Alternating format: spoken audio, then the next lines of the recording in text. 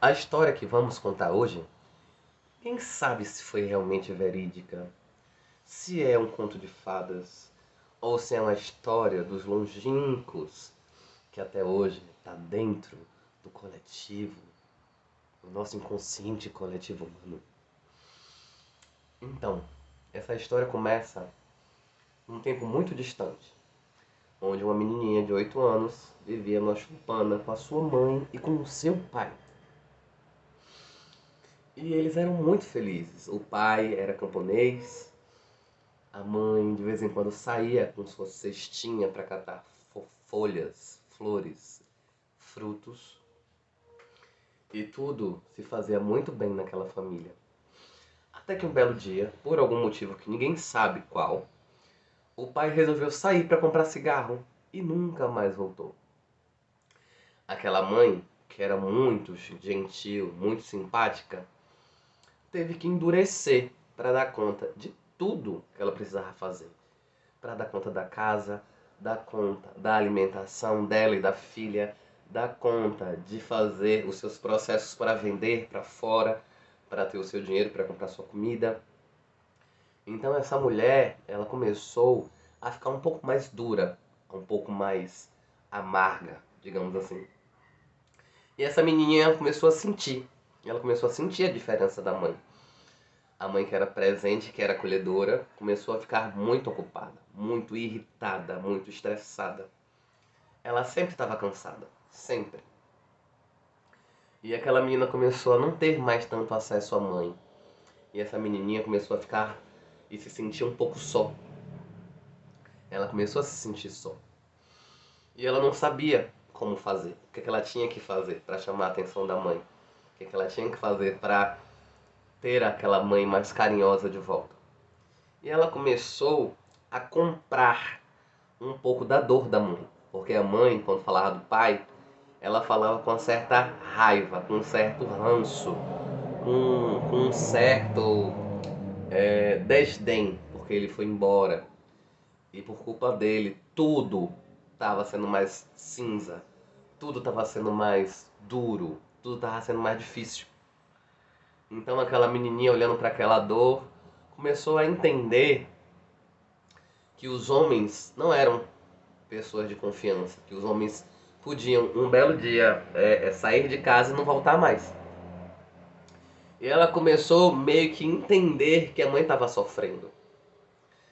E nesse entendimento ela começou a tentar fazer coisas para agradar a mãe, para não dar mais trabalho para a mãe, porque a mãe só andava ocupada, então ela começou a tentar arrumar mais a casa. Ela tentou ficar mais quieta para não dar mais trabalho para a mãe. Ela começou a catar folhas, flores e frutos para adiantar um trabalho para a mãe. E ela se juntou tão intimamente à mãe, dizendo assim no fundo do coração dela: mamãe, se o papai te abandonou, eu não vou te abandonar nunca, porque eu entendo a sua dor.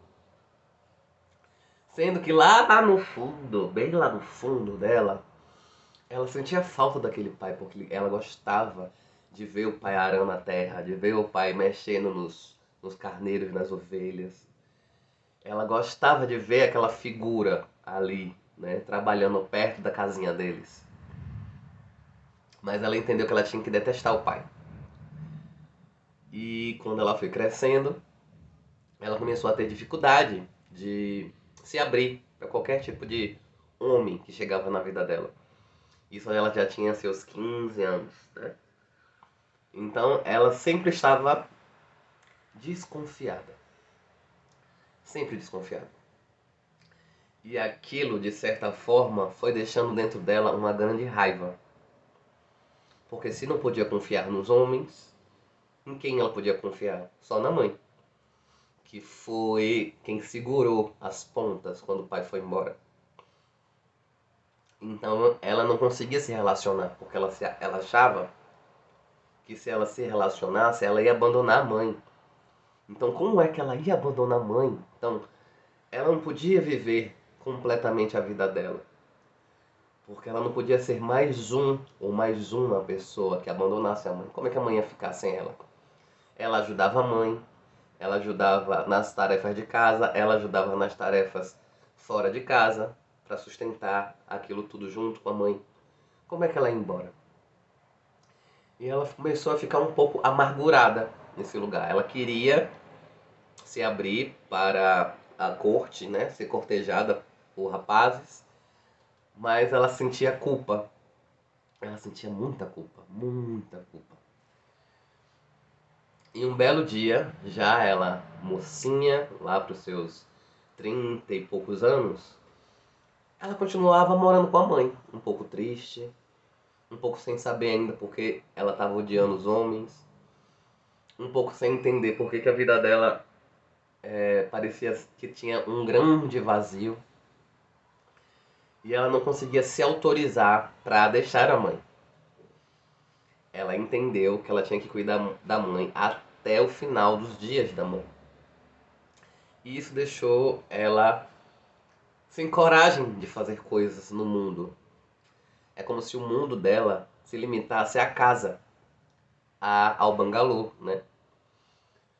E isso deixava ela um pouco infeliz. Ela queria conhecer o mundo, mas a culpa não permitia que ela fosse. Então ela meio que começou a viver numa grande prisão. E essa prisão, o pior de tudo, que essa prisão tinha as portas abertas. E era o que ela mais não entendia. Por que ela não conseguia passar da porta?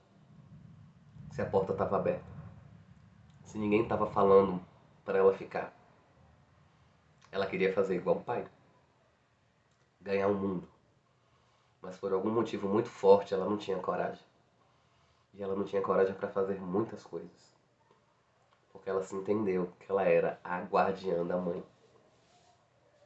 Por mais que doesse nela. E a nossa história vai terminando por aí.